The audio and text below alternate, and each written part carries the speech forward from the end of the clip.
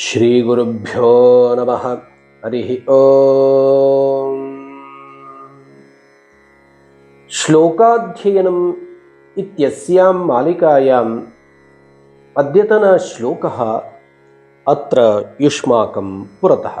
आदित्यमम्बिकां विष्णुं गणनाथं महेश्वरं गृहस्थः पूजयेत् पञ्च भुक्तिमुक्त्यर्थसिद्धये। एतस्य श्लोकस्य पदविच्छेदं जानीमः। आदित्यम् अंबिकां विष्णुं गणनाथं महेश्वरं गृहस्थः पूजयेत् पञ्च भुक्तिमुक्त्यर्थसिद्धये।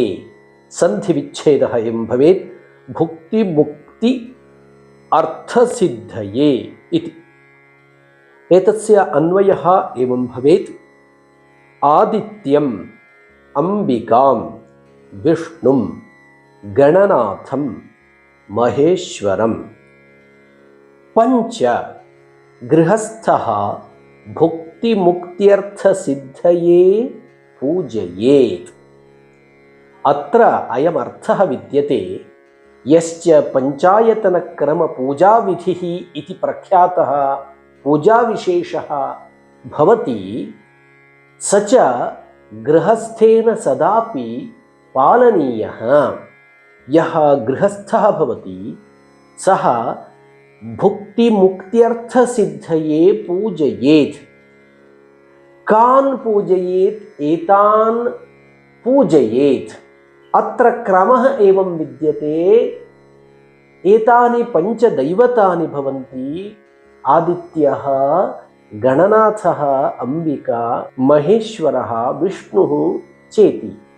एताः देवताः क्रमेण पूजयेत् गृहस्थः इत्यर्थः अत्र अस्ति। आदित्यं पूजयेत्, अंबिकां पूजयेत्, विष्णुं पूजयेत्, गणनाथं पूजयेत्, महेश्वरं पूजयेत्। किमर्थं? भुक्तिमुक्त्यर्थसिद्धये।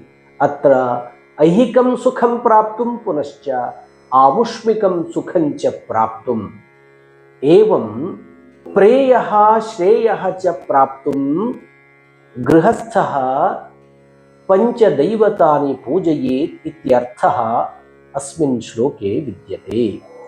अयं श्लोकः अनुष्टुप् छन्दसि वर्तते। एकवारं गायाम।